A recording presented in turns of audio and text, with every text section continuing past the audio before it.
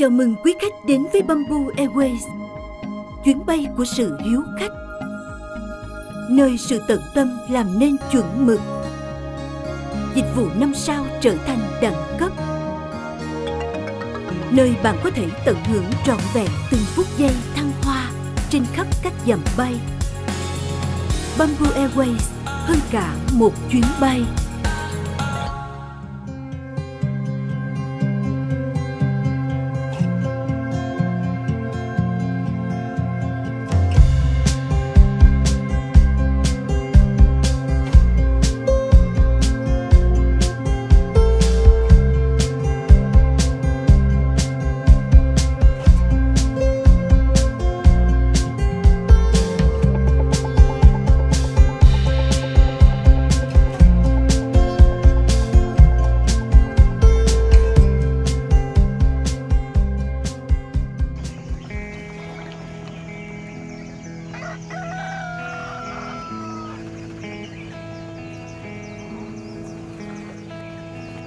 Hello, Vinh đã tới thủ đô rồi đây. Ngày hôm nay Vinh rất là vui khi được gặp lại khán giả ở tại Hà Nội. Và các bạn đang xem chương trình Quang Vinh đi Việt Nam. Đi cạnh cùng Vinh ngày hôm nay là một người bạn rất là dễ thương của Vinh tại Hà Nội, bạn Phan Anh. Xin chào tất cả mọi người, mình là Phan Anh eShip và mình là admin của nhóm Yêu Bếp. Mình và anh Vinh thì cũng đã từng gặp nhau và cũng đã từng có một trip đi với nhau rất là vui ở Đài Loan rồi cách đây 2 năm. Và bây giờ thì chính thức mình mới gặp lại anh Vinh. Và đặc biệt là lần này thì được đón tiếp anh Vinh tại Hà Nội. Hôm nay mình hy vọng là Hà Nội sẽ có thật nhiều những hoạt động thật là hay, thật là nhiều địa điểm thú vị để có thể cùng với cả anh Vinh để khám phá.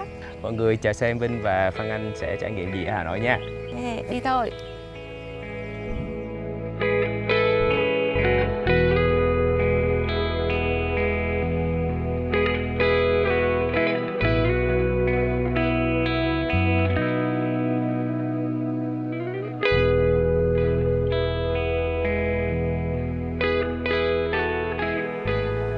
Thường thì ở các cái sen ở vùng khác như anh thấy ở miền Bắc á, là nó là giống sen đơn. Thì cái sen đấy nó là sen để người ta thu hoạch hạt hoặc là nó trồng tự nhiên hoang dã trong thiên nhiên á. Thế còn cái sen ở Hồ Tây này thì nó lại là một cái giống riêng. Đây, một bông rất là đẹp. Đó, anh Vinh thử hái đi. Phải bấm vào trước. Đúng rồi, anh bấm vào trước rồi anh mới quay nó lên. Đó. Nếu không mà anh rút từ dưới lên thì rất là đau tay, nó rất là nhiều gai. Và cái hoạt động này ở đây là mình được hái sen bởi vì sen này là trồng để thu hoạch và để làm trà. Đúng rồi ạ. Cái sen Hồ Tây này thì là cái loại sen anh sẽ thấy là nó rất là nhiều cánh ở phía bên trong. Nó là thuộc dòng sen Bách Diệp và nó trồng ở nó được gieo trồng ở Hồ Tây này rất là lâu đời rồi. Nên là người ta gọi riêng nó là sen Hồ Tây. Nó rất là khác với các cái dòng sen khác.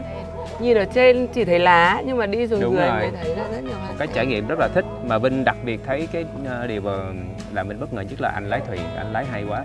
Cái này rất là trong chân nha. Mình thấy rõ ràng là phải có nghề mới làm được. Hoạt động này Vinh rất là thích bởi vì hoa sen là quốc hoa của Việt Nam mình, đúng không? Mình tới thủ đô và mình được làm cái hoạt động này. Cảm ơn Phan Anh. Và các bạn mà nếu mà muốn đi trải nghiệm cái này thì mình có thể hỏi cái tour ở đây hả? Đúng rồi ạ. Thường thì là cái tour để trải nghiệm ngắm sen hay là hái sen, thu hoạch sen, làm trà sen ở Hà Nội thì cũng rất là ít người biết. Thường mọi người đến Hà Nội vào mùa hè ai cũng sẽ thích đi ngắm sen ở Hồ Tây. Vì sen Hồ Tây thì sẽ chỉ có một mùa rất là ngắn. Đúng rồi, chỉ 1-2 tháng hè là có thôi. Và thông thường thì mọi người chỉ có thể là đi ở phía bên trên bờ hồ và ngắm nhìn sen. Còn việc mà mình được tự trải nghiệm đi xuống hái trà hái sen thì mình sẽ phải đi tìm vào những cái đầm như thế này, là những cái đầm còn lại còn trồng sen tự nhiên của Hồ Tây. Và đặc biệt là em biết đến cái hoạt động này là cũng nhờ một thành viên của Yêu Bếp. Nhà bạn ý thì có nghề truyền thống làm trà sen và bạn ý cũng đã từng chia sẻ về cái nghề này, về công việc này và cái việc là làm trà này tại Yêu Bếp. Nên là em đã liên hệ với bạn ý và khi bạn ấy biết là anh Vinh đến Hà Nội thì bạn ấy rất là vui. Nên là muốn mời anh Vinh tới để trải nghiệm một cái hoạt động rất là đặc biệt của Hà Nội. Rất là thơm. Sen này nó thơm rất là đặc biệt. Mà đẹp quá, nếu mình trưng thì trưng được mấy ngày ta? Nếu mà trưng mua hoa tại đầm thì mình có thể trưng được tới 3-4 ngày lận. Còn mình mà mua hoa sen mà người ta đã hái lâu rồi hoặc là các cái loại sen mà nó không đủ độ tươi thì mình chỉ trưng được 1 ngày thôi là nó tàn.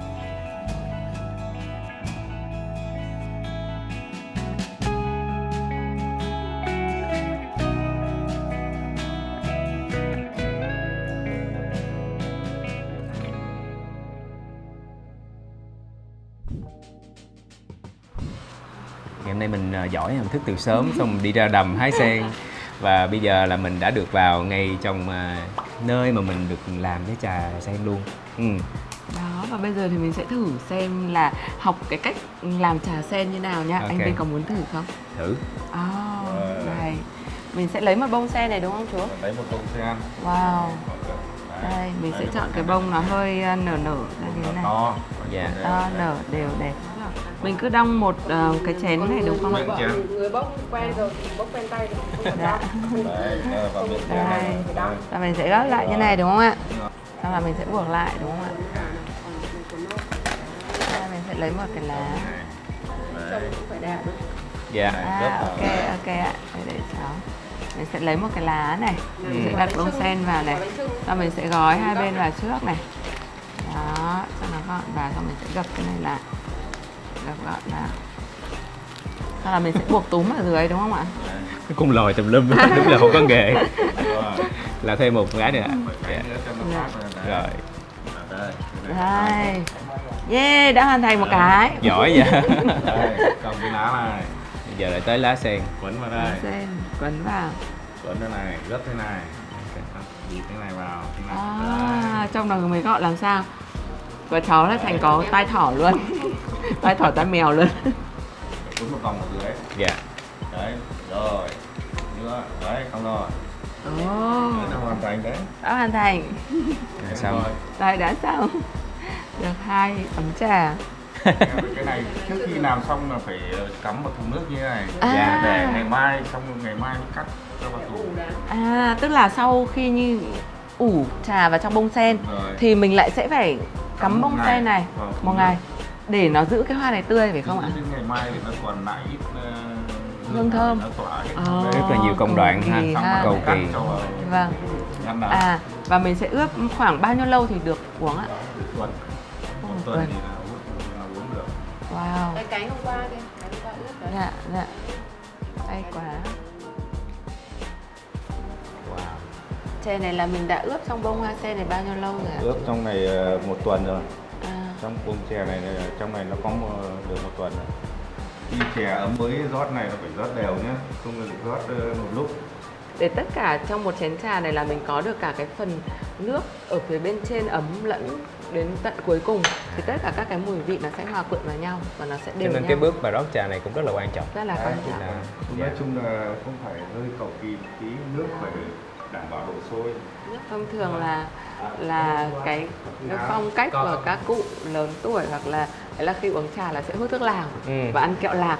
Hôm nay ở đây thì mình sẽ có kẹo lạc. Đây, chú biểu diễn luôn. Làm một điều này là say luôn đấy anh ạ.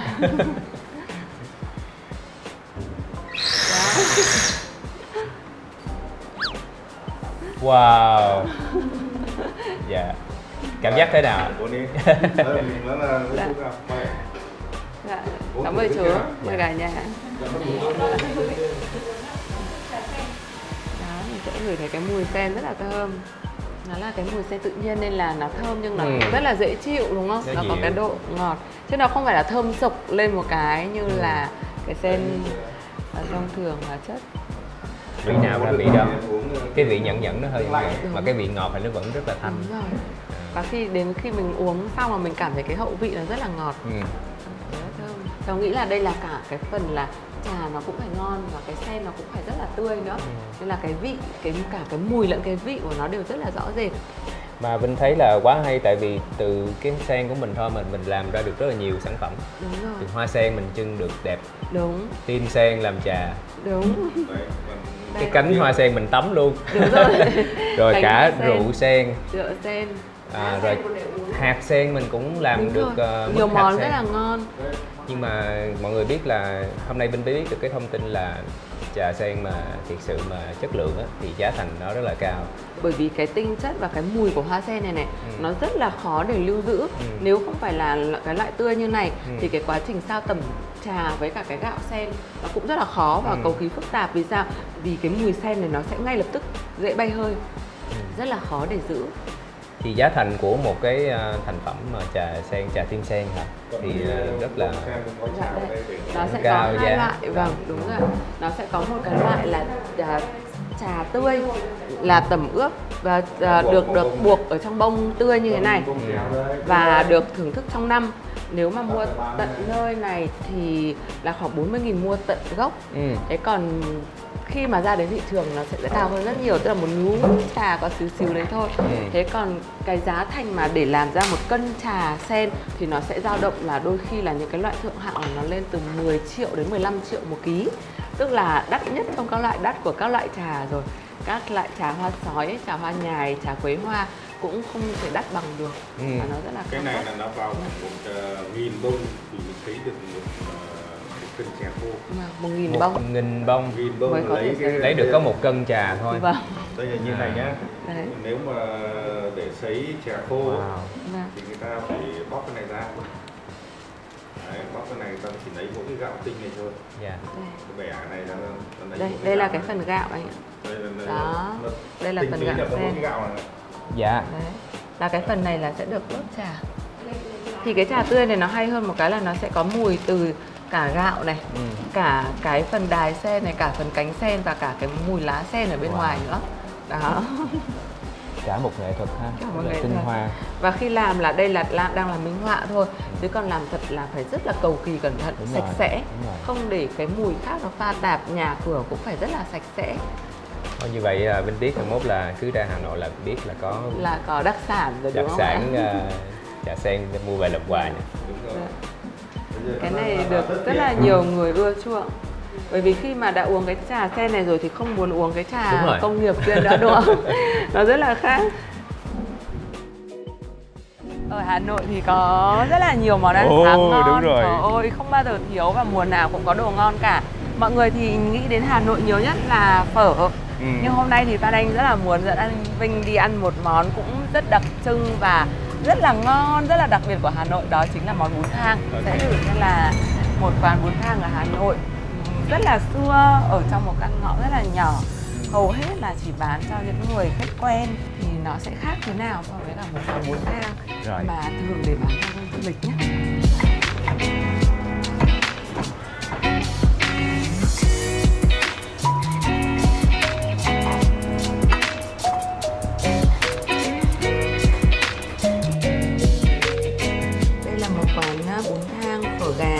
Và các món từ gà rất là nổi tiếng, nhưng ở trong một cái ngõ rất là khuất, và cô ấy là bán cũng rất là lâu năm rồi. Hai cô chú bán từ ngày còn trẻ và đến bây giờ thì là sau bao nhiêu năm là các cái món nó cũng không bị thay đổi mùi vị, cũng rất là ngon. Ở đây còn có một đặc sản nữa nha. Ở đây là có món chân gà. Món chân gà này chắc chắn là sẽ rất là khác với cả chân gà xà tắc, với cả các món chân gà mà anh Vinh đã từng ăn. Ở đây là chân gà đã được lọc xương và sẽ chỉ trộn với cả một chút các cái loại gia vị. Thì khi ăn mình sẽ tự pha cái đồ chấm của mình. Mình sẽ có một chút muối gia vị này, mình sẽ có tương ớt kiểu Hà Nội này, và mình sẽ vắt chanh hoặc là vắt quất vào đây, hoặc là mình sẽ có thể dùng giấm tỏi và mình sẽ phải tự pha. Đó, mình sẽ cho một chút giấm tỏi vào đây, hoặc là vắt chanh vào nếu mà mình tự thích. Và có một cái gia vị mà không thể thiếu được ở trong bún thang. Đúng, chính xác. Đó chính là cái gia vị mà khiến cho bún thang nó dậy rất là khác với cả phở, nó sẽ được dậy mùi lên khác với các loại bún khác. Rau răm, mắm tôm và nấm hương nữa. Phở Hà Nội thì mọi người chắc là biết nhiều rồi. Thôi lần này tụi mình ăn bún thang thì cũng là một cái giới thiệu rất là thêm nhiều thông tin cho các bạn đi du lịch. Đúng rồi. Bún thang thực chất cũng là một cái món rất là nổi tiếng của Hà Nội đấy. Rất là đậm đà và cái mùi vị nó rất hòa hợp, đúng không ạ? Thế nhưng mà em rất là thích hàng này là vì từ cái nước dùng rất là đậm vị gà. Thịt gà cũng rất ngon nữa. Và một cái điều Vinh thấy lạ đó là không có giống những cái cửa hàng khác, mình bước vào mình ăn thì giống như mình bước vào cái phòng khách của một ngôi nhà. Thấy cả có bàn thờ nha, rồi có tủ lạnh, có những cái vật dụng rất là gia đình. Nó cảm giác nó rất là authentic Hà Nội á. Đúng rồi. Các cái hàng quán Hà Nội trước đây lâu năm thì hầu hết đều là do tự phát, tự gia đình nấu ngon thì mở ra để phục vụ hàng xóm là đầu tiên, như kiểu trong một cái ngõ rất là nhỏ như này, một khu tập thể.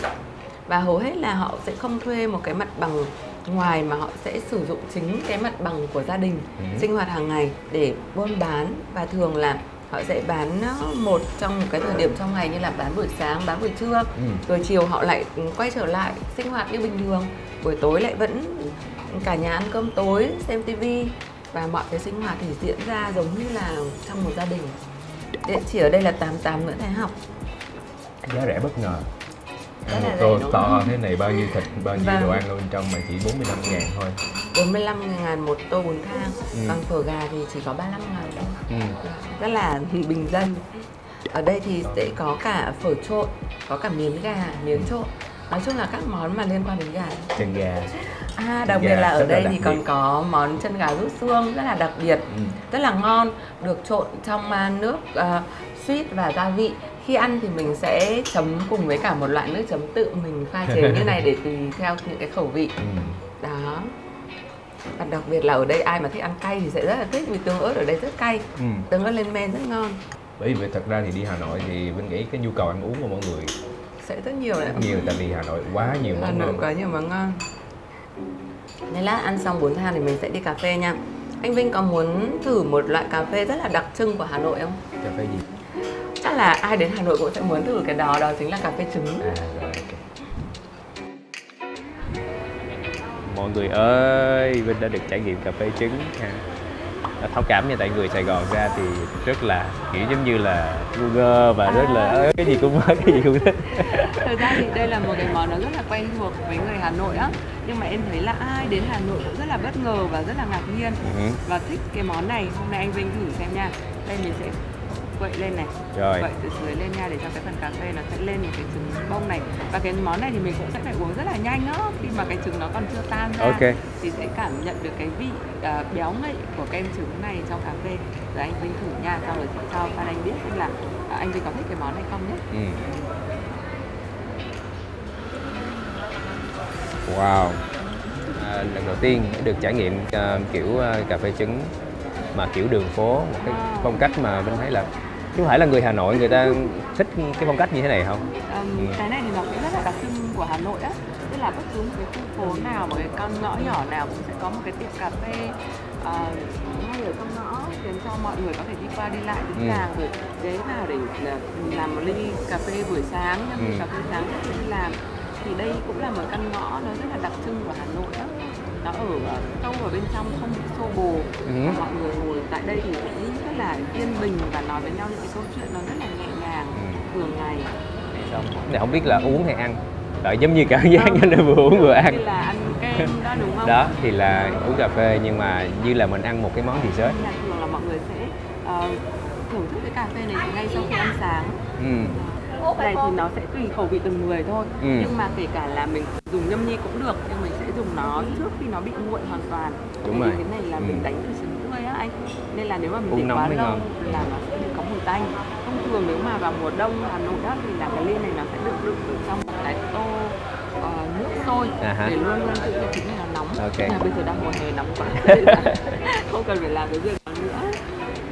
Ngày hôm nay thì cảm ơn Phan Anh rất là nhiều luôn á. Vì nhờ Phan Anh thì em Linh mới có một cái kiểu trải nghiệm rất là sinh hoạt theo cái kiểu người Hà Nội á.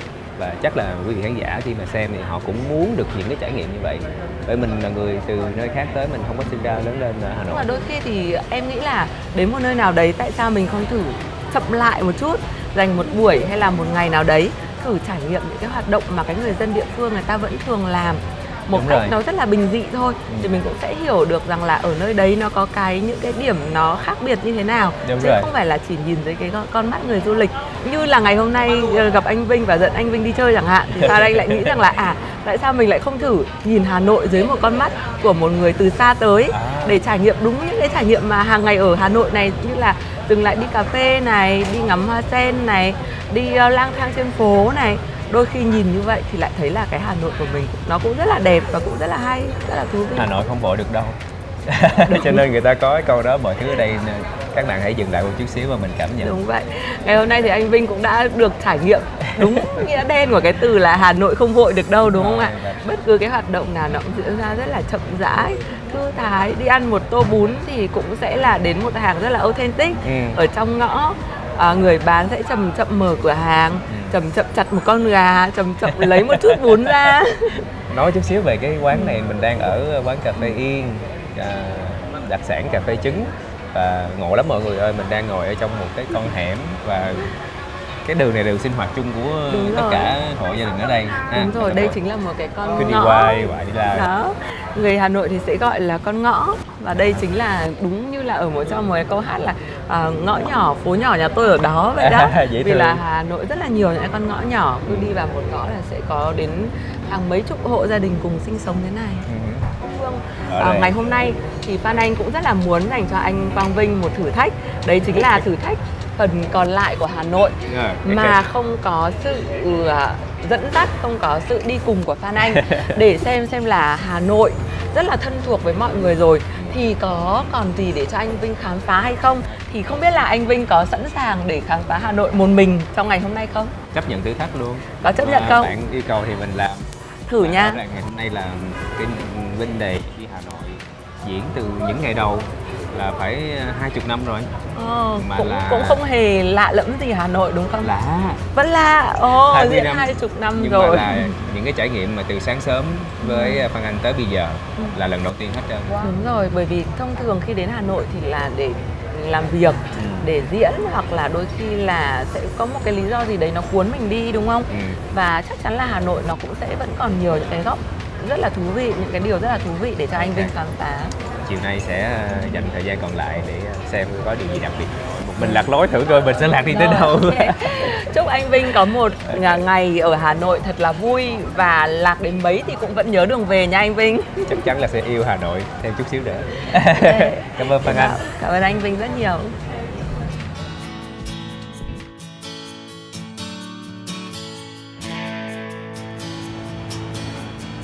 Đây là món ăn yêu thích của Vinh tại Hà Nội. Bún chả. Thiệt là ăn bún chả Hà Nội là thấy ngon nhất luôn. Có nhiều tiệm ăn bún chả Hà Nội lắm, nhưng mà Vinh thì ngày hôm nay là Vinh thấy ở chỗ này nó tiện đường thì Vinh ăn. Anh cảm ơn ạ. Món bún chả thì không có giống như những cái món ăn của miền Nam mình, là chén nước chấm riêng, mà nước mắm bỏ chung với thịt nướng luôn, bỏ chung như vậy. Mình ăn thì Vinh nghĩ một trong những cách ăn là mọi người sẽ nhúng cái bún này vô trong cái chén thịt này luôn. Vinh thì vẫn ăn theo kiểu mà Vinh quen ăn những món khác là mình sẽ cho bún và rau vào chén trước, xong sau đó mới chan vào sau. Đây là mình có thịt viên nè nha mọi người, xong rồi thịt nướng, các ba rọi nướng. Món ăn này quá ngon rồi. Tổng thống Mỹ tới đây mà còn đi tìm món bún chả Hà Nội đi ăn. Một phần bún chả này là 70.000 nha. Và nem cua bể nữa thì mình kêu 20.000 một chiếc nem.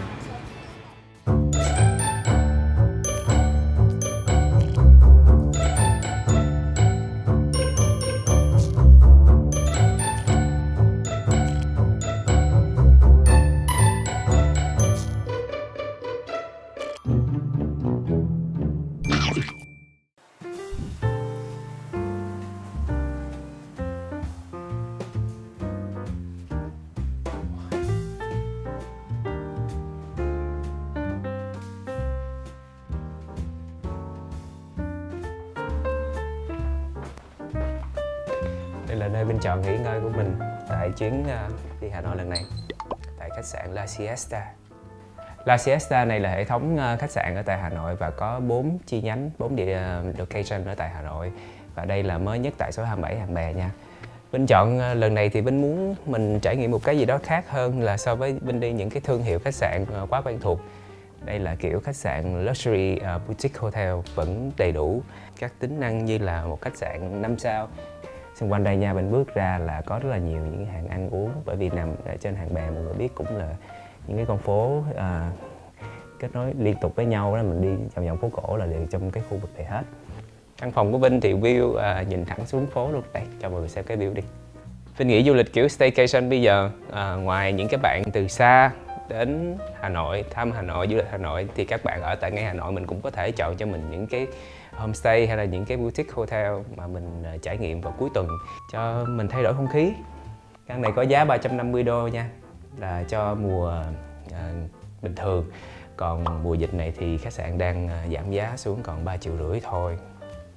Và Vinh nghĩ bây giờ mình sẽ giới thiệu thêm một loại phòng khác nữa cho mọi người tham khảo.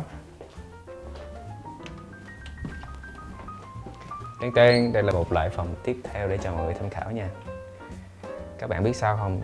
Một trong những cái điều mà mình thích ở tại khách sạn boutique á, là mỗi một cái phòng nó sẽ có một cái thiết kế nó khác nhau một chút xíu, là do cái góc nhà thì nó sẽ thêm cái này. Giống như phòng thì nó sẽ có thêm closet riêng, phòng thì nó có bồn tắm riêng. Nhưng mà riêng căn phòng này, đây mọi người nhìn xem, cái điều đặc biệt nhất đó là cái view nhìn thẳng vào phố cổ.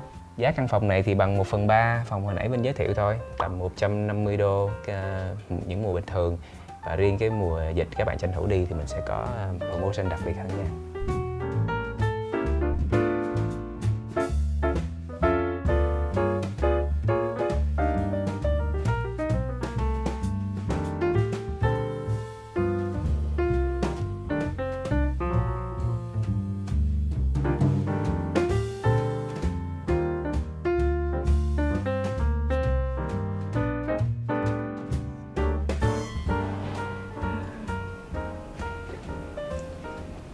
Mình trở lại khách sạn rồi và bây giờ chuẩn bị ăn tối. Ngồi cùng với Vinh hôm nay có một người bạn rất là đặc biệt với Vinh, và là người bạn rất là đặc biệt của chương trình mà mình đi Việt Nam, Đồ Bạn My. Rất là vui hôm nay được gặp My nha. Thank you anh Vinh. Ngày hôm nay thì quả thật là một cái trải nghiệm rất là lạ với anh Vinh. Thực sự là đi Hà Nội bao nhiêu lần, mà lần này thì cũng là những cái trải nghiệm mình lần đầu tiên mới biết được về Hà Nội. Rất là thích. Thì cái mà Vinh cố gắng đang làm đó là truyền tải nhiều cái thông tin nhất có thể, và chủ yếu là quảng bá cái du lịch Việt Nam mình trong cái mùa dịch này ha. Dạ. Và ngày hôm nay thì hành trình đi tới Hà Nội rồi cũng đã trải qua 2/3 đúng không? Mình đi hết miền Nam rồi tới miền Trung, bây giờ tới Hà Nội. Hà Nội thì như nào đây ta? Làm thì vừa khó mà vừa dễ nữa. Tức là quá nhiều mọi người quen thuộc quá rồi. Thì mình phải làm sao để đem đến cái gì đó mới hơn cho độc khán giả. Dạ. Nói về Hà Nội thì rất là lâu, rất là nhiều và rất nhiều tầng lớp khác nhau. Tầng về văn hóa cũng như là về cảm nhận Hà Nội của mỗi người là khác. Có những bạn trẻ thì cảm nhận về Hà Nội một góc nhìn, thậm chí các bạn trẻ bây giờ lại cảm nhận về Hà Nội rất là xưa cũ. Cái nhóm mà các bạn mà khoảng độ tầm 9x 2000 ấy, các bạn ấy có cái phong văn hóa khá tốt. Cho nên các bạn ấy quay lại tìm kiếm những cái giá trị cũ của Hà Nội. Đối với những bạn mới đến Hà Nội thì đôi khi các bạn ấy tìm ra những góc mới của Hà Nội mà thậm chí người Hà Nội cũng không biết. Bởi vì đôi khi mình quen quá rồi ha. Đó. Thế thành ra là em rất hy vọng là những cái trải nghiệm của anh Vinh tại Hà Nội này sẽ đem đến cho các bạn ở Hà Nội. Và các bạn, tất nhiên là tất cả các bạn các vùng miền khác, một cái góc nhìn rất là khác. Hôm nay anh đã làm được những việc gì ở Hà Nội? Sáng nay thì mình đi trải nghiệm Hồ Tây, hái sen ha. Còn sen luôn. Còn sen để hái nha, đi từ rất sớm, 3 giờ sáng dậy rồi. Chắc chắn là anh phải đi một cái đầm sen rất đặc biệt. Bởi vì đầm sen chính ở Hà Nội bây giờ là đang là cuối mùa rồi. Và chỉ còn những đầm sen mà của cá nhân hoặc là của gia đình hoặc là của các nghệ nhân ấy, họ sẽ vẫn còn bảo trì sen, thì cái tầm này thì vẫn còn sen đẹp thôi. Nhưng mà sen đúng là một điều mà ở Hà Nội anh không thể bỏ qua, nhất là giai đoạn quốc này. hoa của Việt Nam. Dạ. Việt Nam mình là biểu tượng là bông hoa sen. Tuy nhiên là ở Hà Nội cũng có những cái chậm một chút. Đúng đấy rồi. Là cái đặc điểm của Hà Nội. Uống cà phê ở trong ngõ nè, rồi ăn một cái món ăn bún thang mà rất là nhiều năm rồi. Cái gia đình bán rất là kiểu gia đình thôi, mà ăn thiệt sự là ngon, và mình thấy nó đặc trưng lắm. Nó không có như là mình ra hàng quán mình chỉ order một cái tô mà, thì một cái trải nghiệm rất là đặc biệt với mình. Ngay cả những cái khách sạn 5 sao quốc tế, ví dụ như khách sạn này chẳng hạn, họ cũng là một cái thương hiệu từ quốc tế đầu tư về Việt Nam, nhưng khi mà họ làm ở Hà Nội họ cũng sẽ phải nghiên cứu rất là kỹ cái concept để hòa mình vào cái văn hóa ở đây. Đây là một cái khách sạn mà nằm giữa phố cổ. Cái không khí của nó này, cái không gian của nó, khi anh bước xuống khỏi khách sạn, dù khách sạn sảnh có to đến đâu cho nữa thì anh bước ra một cái là anh sẽ nhìn thấy tất cả các hàng quán bán rau ngay bên cạnh. Thì đấy là những cái đặc thù mà không nhiều nơi có giống như Hà Nội. Và em nghĩ rằng là một thương hiệu mà họ thành công chỉ khi nào mà họ hòa nhập và họ tôn vinh được cái văn hóa tại cái điểm mà họ đã lựa chọn mà thôi. Đó, cái là cũng là cái điều mà anh Vinh băn khoăn khi làm chương trình, tại vì kiến thức về du lịch thì nó rộng lắm, và làm sao mà để trong một cái thời lượng như vậy mình có thể truyền tải được cho mọi người, thì mình gửi gắm những cái kinh nghiệm bản thân mình và chia sẻ với mọi người.